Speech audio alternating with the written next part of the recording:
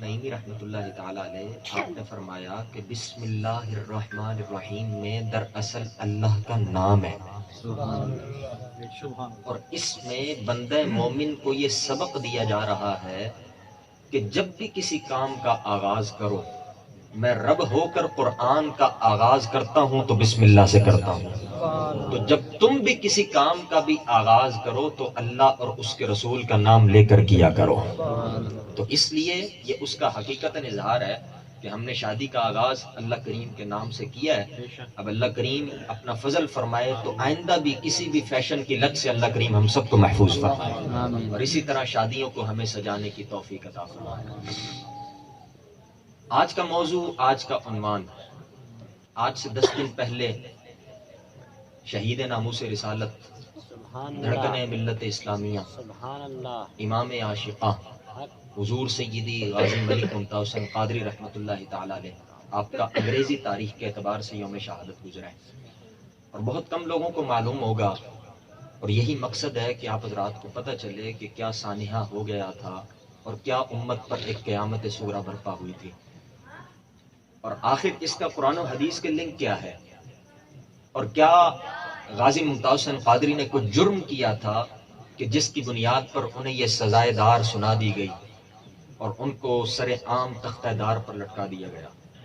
آج کی اس شادی سے اگر آپ یہ پیغام لے کر چلے جائیں اور یہ ایک سوچ لے کر چلے جائیں کہ ہم نے بھی اسی انداز میں جس طرح غازی ملک ممتاز حسین قادری نے پہرا دیا ہم نے بھی پہرا دینا ہے، تو یقین مانے شادی کی قیمت وصول ہو جائے گی۔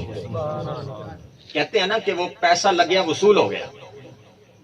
اگر ایک ایک امت کا فرد رسول اللہ کی محبت کا پیغام لے کر چلا جائے اور غازی ممتاز حسین قادری کی فکر کو لے کر چلا جائے تو یقین مانے کہ سارا پیسہ بھی وصول ہو جائے گا اور آپ کی نسلیں بھی سنور جائیں گی۔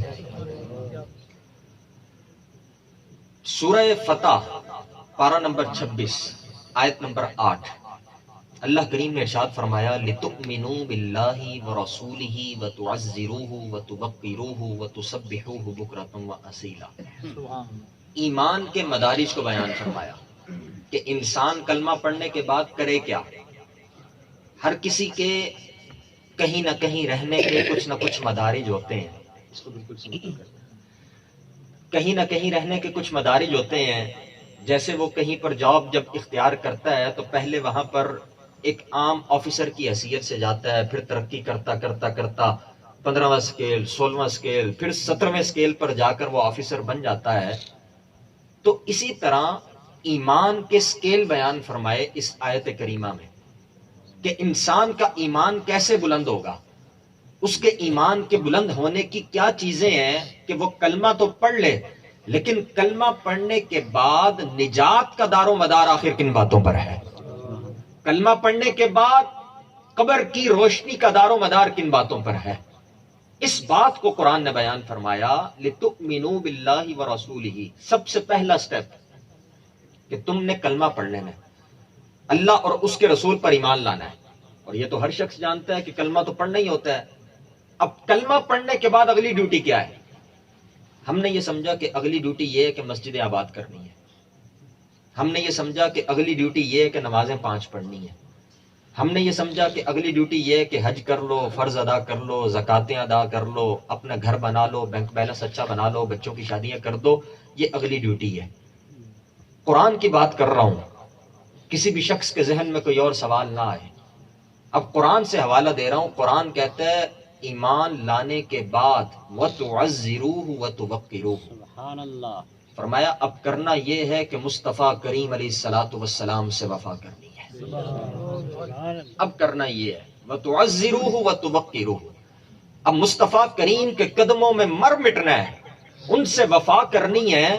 اب قرآن نے اگلا درجہ بیان فرمایا وَتُسَبِّحُوهُ بُكْرَةً وَأَصِيلًا، ہون صبح شام تسبیحاں چھکو تے نمازاں پڑھو تے اللہ کریم تہاڈیاں نمازاں بھی قبول کر لے سی۔ بغیر حب نبی کے، بغیر نبی کریم علیہ الصلوۃ والسلام کی الفت کے اگر کوئی شخص یہ سمجھے کہ میری نمازیں قبول ہو جائیں گی، میرا سب کچھ قبول ہو جائے گا، تو یہ قرآن کی نص کے خلاف جا رہا ہے۔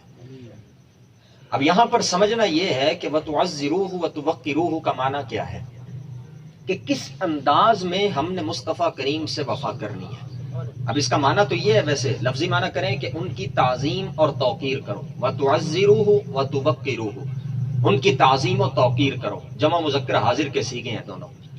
اب تعظیم اور توقیر تو کرنی ہے، لیکن کرنی کس انداز میں ہے؟ ہر شخص کہتا ہے کہ قاری صاحب تسی گل تے کر دیتی لیکن کوئی مثال تے پیش کرو۔ ہر شخص یہ کہتا ہے کہ بات تو اچھی ہے لیکن کوئی نمونہ تو ہمارے سامنے پیش کیا جائے، کسی کو آئیڈیل بنا کر تو پیش کیا جائے، کوئی معیار تو ہو تاکہ ہم اس کو جان کر یہ سمجھ پائیں کہ مصطفیٰ کریم سے وفا اس انداز میں کرنی ہے۔ سبحان اللہ۔ امام مبرد رحمۃ اللہ تعالی علیہ نے وَتُعَزِّرُوهُ وَتُوَقِّرُوهُ کا معنی یہ بیان کیا کہ تعظیم اور توقیر میں مبالغہ کرنا ہے۔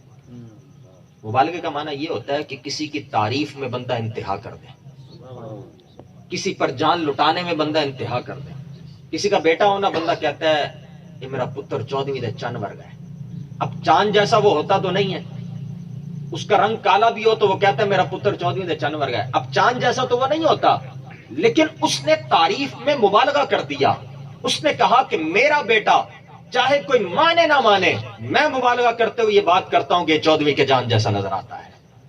اب حالانکہ حقیقتاً ایسا ہوتا تو نہیں ہے، لیکن مصطفیٰ کریم علیہ الصلوۃ والسلام کی محبت میں علماء نے فرمایا کہ مبالغہ اس انداز میں کرنا ہے کہ زبانی بات نہ ہو، بلکہ جو بات دل میں ہو وہ منہ پر لا کر ویسے رسول اللہ کے قدموں پر فدا ہونا ہے، ویسے اپنے آپ کو قربان کرنا ہے۔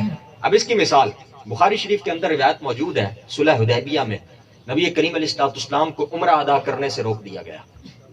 اب حضور 6 ہجری ہے، حضور عمرہ ادا کرنے کے لیے جا رہے ہیں، راستے میں روک دیا گیا۔ مکہ والوں نے کہا کہ ہم جنگ کی تیاریوں میں ہیں، اور پتہ چلا کہ جنگ کی تیاریاں ہو رہی ہیں۔ نبی کریم علیہ السلام رک گئے، ابھی مکہ فتح نہیں ہوا تھا۔ اب راستے میں جب روک دیا گیا تو انہوں نے کہا، نبی کریم علیہ السلام نے ادھر سے حضرت سیدنا عثمان غنی کو بھیجا تاکہ آپ مذاکرات کر کے آئیں، اور ادھر سے کافروں نے عروہ بن مسعود کو بھیجا کہ وہ آئیں اور مذاکرات کریں اور پوچھیں کہ ان کی کیا نیت ہے، کیا چاہتے ہیں۔ اب عروہ بن مسعود یہ وہ شخص ہے جو بعد میں کلمہ پڑھ کے مسلمان ہوئے، لیکن ان کی سفارت کارانہ صلاحیتیں پورے عرب کے اندر مانی جاتی تھی، اور بڑے بڑے بادشاہوں کے ہاں ان کا آنا جانا ہوتا تھا، کہ اتنا معتمد اور اتنا سمجھدار بندہ انہوں نے بھیجا کہ وہاں پر جا کر دیکھو کہ معاملات کیا ہیں۔ اب نبی کریم علیہ السلام کے پاس جب وہ پہنچے، انہوں نے سارے حالات و واقعات دیکھے۔ جب واپس گئے تو آگے سے انہوں نے سوال کیا، ہاں بھی عروہ بن مسعود کیا کہتے ہو؟ بخاری شریف کے الفاظ ہیں، حضرت علامہ محمد بن اسماعیل البخاری رحمۃ اللہ تعالی علیہ، آپ نے اس حدیث پاک کو نقل فرمایا، یا قوم واللہ لقد وفدت علی الملوک ووفدت علی کیسرا وکسرا والنجاشی واللہ ان رأیت ملکا قط یعظمہ ما یعظم اصحاب محمد محمدا۔ اس نے کہا بات یہ ہے کہ مجھے تم نے سفارتکار منتخب کیا، مجھے تم نے سفیر بنایا، تو میں وقت کی سپر پاوروں کے دربار میں بھی گیا ہوں، کیسر و کسرا کا دربار میں نے دیکھا ہے، وہاں کے پروٹوکول دیکھے ہیں، وہاں کے بادشاہ کی تعظیم دیکھی ہے، لیکن جیسی تعظیم میں نے رسول اللہ کے دربار کی دیکھی ہے ویسی تعظیم مجھے کہیں نظر نہیں آئی۔ بات یہ ہے کہ اپنے تو مانے ہی مانے، غیر مان جائے۔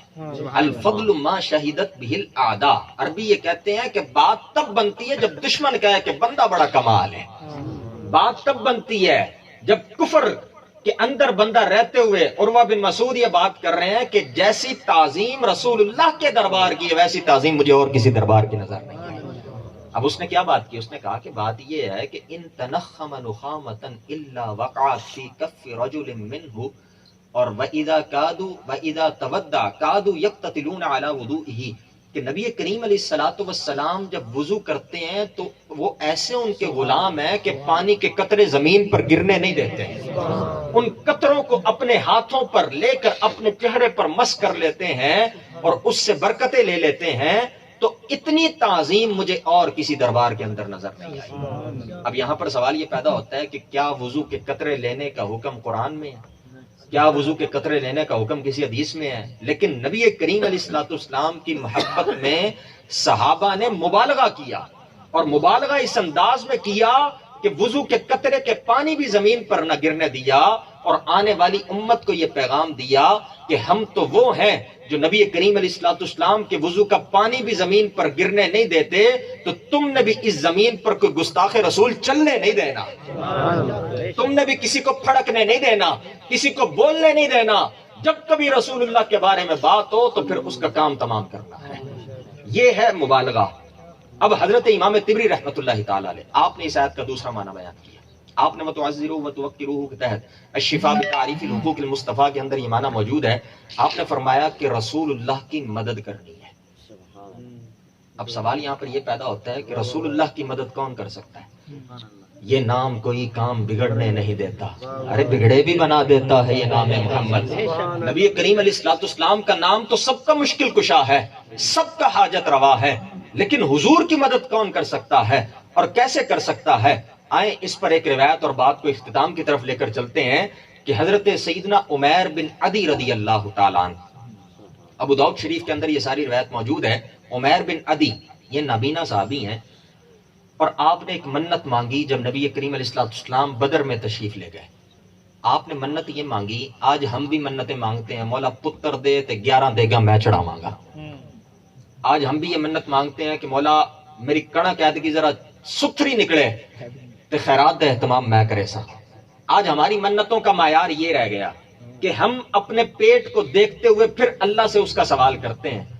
اب صحابہ کی منت کا معیار دیکھیں، انہوں نے عرض کی کہ مولا نبی کریم علیہ الصلوۃ والسلام جب بدر سے صحیح سلامت تشریف لائیں گے تو ایک گستاخ رسول کو میں ٹھکانے لگاؤں گا۔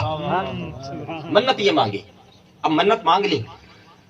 اب نبی کریم علیہ الصلوۃ والسلام بدر سے واپس جب تشریف لائے، اور وہ گستاخ رسول تھی اسما بنت مروان، عین سے، عین صاد میم الف حمزہ، اسما بنت مروان۔ وہ عورت نبی کریم علیہ الصلوۃ والسلام کی شان میں بے ادبیاں کرتی تھی، حضور کی شان میں بکواس کرتی تھی۔ اب آپ اس کے گھر پر پہنچے، اور نابینا ہے، آنکھوں سے دیکھتے نہیں ہیں، نابینا ہے، راتوں رات پہنچے اس کے گھر پر۔ اس کے گھر پر پہنچ کر اس کا کام تمام کیا، اس کو واصل فی النار کیا، تلوار سے اس کو کام ختم کر کے صبح فجر کی جب نماز ہوئی تو فجر کی نماز میں حضور کے پیچھے نماز ادا کرنے کے لیے پہنچ گئے۔ اب جب نبی کریم علیہ الصلوۃ والسلام نے سلام پھیرا نا، حضور نے فرمایا قم یا عمیر بن عدی، عمیر بن عدی ذرا کھڑے ہو جاؤ، اور کوئی غیب کیا تم سے نہا ہو بھلا، جب نہ خدا ہی چھپا تم پہ کروڑوں درود۔ آپ کو معلوم تھا غلام رات کو کام کر کے آیا بیٹھا ہے۔ اب آپ نے فرمایا عمیر بن عدی ذرا کھڑے ہو جاؤ۔ اب حضرت سیدنا عمیر بن عدی رضی اللہ تعالیٰ عنہ کو کھڑا کیا گیا۔ اب حضرت عمیر کانپنے لگے، اور آپ سوچنے لگے کہ شاید کوئی غلطی ہو گئی ہے، اور میں نے چونکہ ماورائے عدالت یہ کام کر دیا ہے اور کسی سے پوچھے بغیر کر دیا ہے، اور نبی کریم علیہ الصلوۃ والسلام کی ریاست کے اندر کر دیا ہے، اب شاید غلطی ہو گئی ہے۔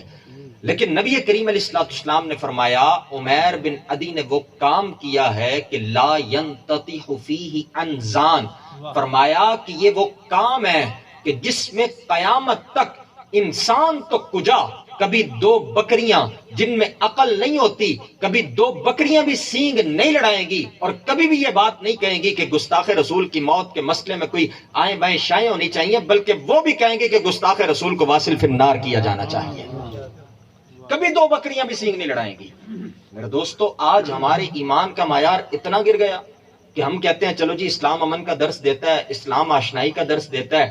میں نے کہا امن تب ہوتا ہے جب نبی کریم علیہ الصلوۃ والسلام کی عزت و ناموس کا تحفظ ہو۔ جب امن نہ ہو، جب نبی کریم علیہ، یہاں تو کسی کی عزت پر بات آ جائے تو وہ امن نہیں رکھتا۔ سادی سی بات ہے، کسی کے باپ کو کوئی گالی ابھی دے کر دیکھ لے، وہ اس کی نسلوں کے اندر گھس کر اس کو مارے گا، اور وہ اس کے اندر ساری ریوالور کی گولیاں اتارے گا۔ وہ کہے گا تو نے میرے باپ کو بات کیسے کی؟ ذات پر بات آئے تو انسان امن کی بات نہ کرے، لیکن جب نبی کریم کائنات کے آقا پر بات آ جائے تو انسان پھر کہے کہ نہیں جی تھوڑی سی ہلکی بات ہونی چاہیے۔ اب یہاں پر نبی کریم علیہ الصلوۃ والسلام نے فرمایا کہ قیامت تک انسان تو کجا، کبھی 2 بکریاں بھی آپس میں اس مسئلے میں سینگ نہیں لڑائیں گی۔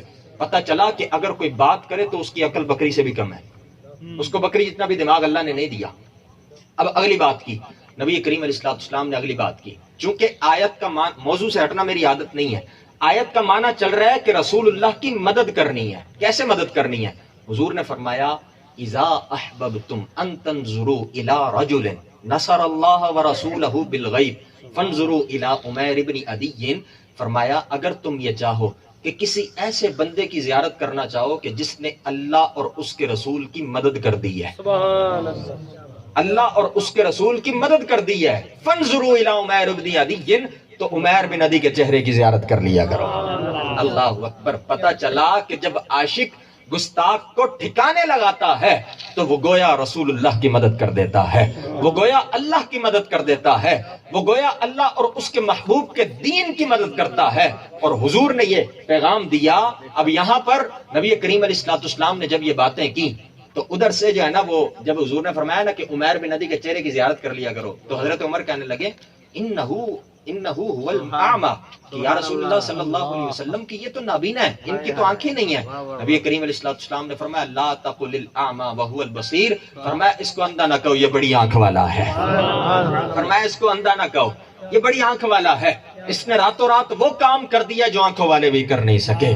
تو پتہ چلا کہ جب نبی کریم علیہ الصلوۃ والسلام کے بارے میں کوئی بات کرے اور حضور کا عاشق ماورائے عدالت بغیر کسی سے پوچھے اس کو ٹھکانے لگا دے تو رسول اللہ یہ فتویٰ دیتے ہیں، کوئی اور کائنات کا مولوی فتویٰ نہیں دیتا، بلکہ رسول اللہ یہ فتویٰ دیتے ہیں کہ وہ گویا اللہ اور اس کے رسول کی مدد کر کے آیا ہے۔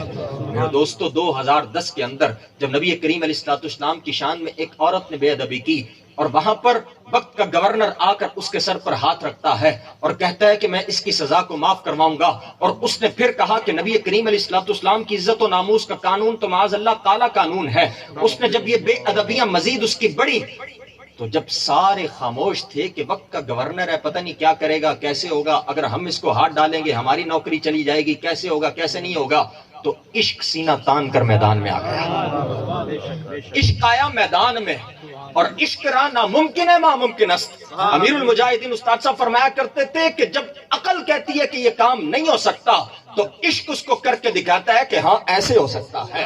جب عقل کہتی ہے کہ فرید آباد میں شادی کی محفل نہیں ہو سکتی تو عشاق سجا کر دکھاتے ہیں کہ شادی ایسے بھی ہو سکتی ہے، تو عشاق کر کے دکھاتے ہیں کہ شادی کے اندر بھی رسول اللہ کا ذکر دھوم دھام سے ہو سکتا ہے۔ لبیک یا رسول اللہ، لبیک لبیک لبیک یا رسول اللہ، لبیک لبیک لبیک یا رسول اللہ، لبیک لبیک لبیک یا رسول اللہ، لبیک لبیک لبیک یا رسول اللہ۔ اب عشق سینہ تان کر میدان میں آیا، اور 4 جنوری 2011 اسلام آباد کی کوہسار مارکیٹ کے اندر غازی ملک ممتاز حسین قادری کا انتخاب ہوا، اور اس نے آگے بڑھ کر پہلے پوچھا، مسلمان کبھی دہشت گرد نہیں ہوتا، دہشت گردی ان کا خاصہ ہے، دہشت گردی ان کا کام ہے۔ آپ نے آگے بڑھ کر پہلے پوچھا کہ آپ نے جو رسول اللہ کے بارے میں باتیں کی ہیں آپ اس پر توبہ نہیں کرتے؟ تو اس نے کہا نہیں یہ تو ایک کالا قانون ہے، اور اس نے پھر مزید بکواس کی۔ تو آپ نے فرمایا کہ چل ٹھیک ہے تیرا فیصلہ ہونے کر دینے ہیں۔ آپ نے پھر اس کا کام تمام کیا، اور 27 گولیاں اس کے وجود کے اندر اتار کر یہود و نصارہ کی 50 سالہ پلاننگ پر پانی پھیر کر بتایا کہ اب بھی امت کے اندر ایسی مائیں موجود ہیں جو صلی علی نبینا کی لوریاں دے کر اپنے بچوں کو دودھ پلاتی ہیں۔ رسول اللہ لبیک لبیک لبیک یا رسول اللہ، لبیک لبیک لبیک یا رسول اللہ، لبیک لبیک لبیک یا رسول اللہ، لبیک لبیک لبیک یا رسول اللہ۔ اور ایک مجذوب بزرگ بتاتے ہیں کہ غازی ممتاز حسین قادری نے جب یہ کام کیا نا تو کم از کم 14 یا 15 وہاں پر گارڈ موجود تھے، اور ایک پروٹوکول تھا، اگر ایک قدم بھی غازی آگے بڑھاتا تو دوسرے اس کی جانب لپکتے اور پوچھتے کہ تم کیوں آگے بڑھ رہے ہو، اور ظاہری بات ہے ٹائم تو لگا، کم و بیش 9 یا 10 سیکنڈ کے اندر آپ نے یہ سارا کام کیا، لیکن 1 سیکنڈ میں، دوسرے سیکنڈ میں، تیسرے سیکنڈ میں ان 14 گارڈوں میں سے کوئی آگے بڑھ کر ممتاز قادری پر حملہ آور کیوں نہ ہوا؟ مجذوب بزرگ نے کہا کہ اس وقت سب کے سب اولیاء وہاں آن دا ڈیوٹی موجود تھے، غوث پاک بھی موجود تھے، داتا صاحب بھی موجود تھے، بابا صاحب بھی موجود تھے، خواجہ صاحب بھی موجود تھے، عبداللہ شاہ غازی بھی موجود تھے، اور سب نے ان کے ہاتھوں کو پکڑا ہوا تھا اور کہہ رہے تھے ممتاز کم تو کر انہاں نوں روکنا ساڈا کام ہے۔ لبیک لبیک یا رسول اللہ، لبیک لبیک لبیک یا رسول اللہ، لبیک لبیک لبیک یا رسول اللہ لبیک لبیک لبیک یا رسول اللہ لبیک لبیک لبیک یا رسول اللہ لبیک لبیک۔ غازی نے یہ کام کیا اور امت کے ماتھے کا جومر بن کے کیا اور 5 سال تک جیل کے اندر استقامت سے گزارے۔ مجال ایک لمحے کی بھی کوئی مایوسی آئی ہو، مجال ایک لمحے کے لیے بھی کوئی پس و پیش کا مظاہرہ کیا ہو، مجال ایک لمحے کے لیے بھی جھک گیا ہو، بڑے بڑے ظلم ہوئے، بڑے بڑے ستم ہوئے، ظلم کی پوری پوری آندیاں چلی، کیسے کیسے ظلم ہوئے۔ جب ہم جنازے پر حاضر ہوئے تو ان کے بھائی نے یہ ہمیں بات خود بتائی کہ جب غازی صاحب کو غسل دیا گیا تو ان کی ٹانگوں کے اندر ڈرل مشین کے سوراخ تھے، گردے کے پاس ڈرل مشین کے سوراخ تھے۔ اتنا ظلم ہوا، لیکن غازی کو جب بھی پوچھا جاتا تو کہتا بس رسول اللہ کی محبت میں مارا ہے، بس حضور کے نام پر مارا ہے، بس نبی کریم علیہ الصلوۃ والسلام کے نام پر یہ کام کر دیا ہے۔ اور جب غازی صاحب سے ملنے ایک دفعہ ان کے والد گرامی قدر آئے، اللہ اکبر، غازی صاحب پہلے سے زیادہ مسکرا رہے ہیں اور چہرہ انار کی طرح پھوٹا ہوا ہے۔ تو پوچھا پتر اج کیڑی گل ہے، بڑا خوش نظر آندا پیا ہے۔ اس آکھیا گل اے وے اج چوتھی دفعہ تے رسول اللہ آ گئے نے، اج جاگتی آنکھوں سے رسول اللہ نے دیدار تو کروا دیا ہے۔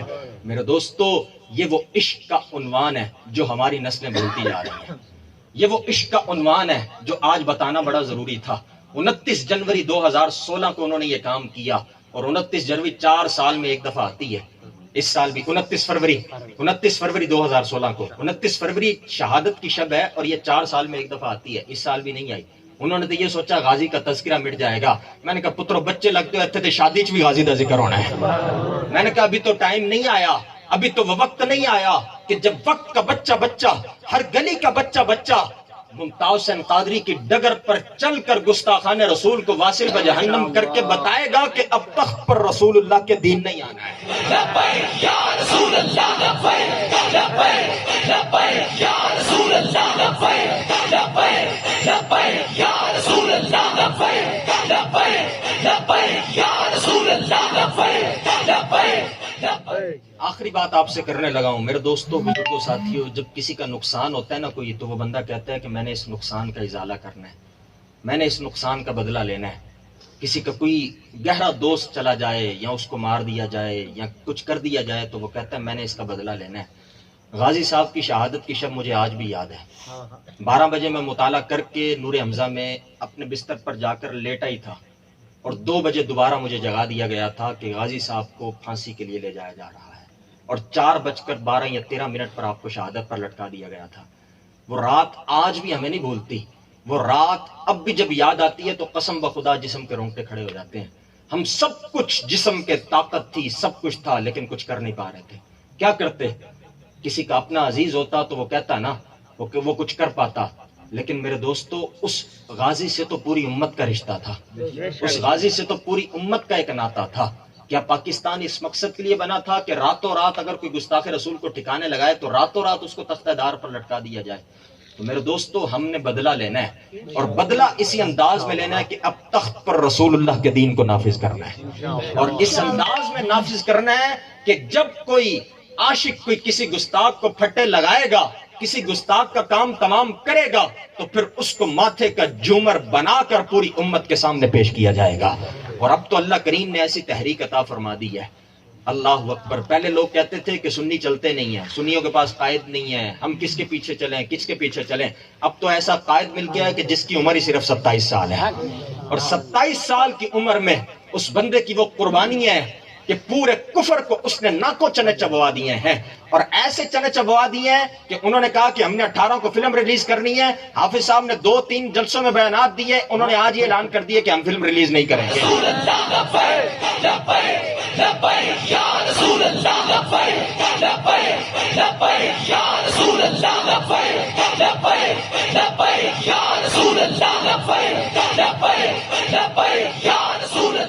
تو انشاءاللہ العزیز ہم نے اسی محنت کے ساتھ، اسی جد و جہد کے ساتھ، اسی مشقت کے ساتھ اب رسول اللہ کے دین کا ساتھ دینا ہے۔ ان کا ساتھ نہیں دینا جنہوں نے غازی کو پھٹے پر چڑھایا۔ اب ان کے نام لینے کی ضرورت نہیں، اتنی پاکیزہ محفل ہے۔ اگر اب آپ بھی ان کے ساتھ چلیں گے تو پھر رسول اللہ کی مدد کون کرے گا؟ تو پھر وَتُعَزِّرُوهُ وَتُوَقِّرُوهُ پر قرآن کے اس حکم پر عمل کون کرے گا؟ پھر آپ کیسے یہ سمجھ سکتے ہیں کہ نمازیں پڑھ کر ہمارا ایمان مکمل ہو جائے گا؟ تو میرے دوستو، اللہ کریم مجھے اور آپ کو عمل کی توفیق عطا فرمائے، یہ پیغام لے کر جائیں، اپنی نسلوں کو یہ پیغام دیں، اور اللہ کریم اس شادی کو حقیقتاً خانہ آبادی فرمائے۔ مصطفیٰ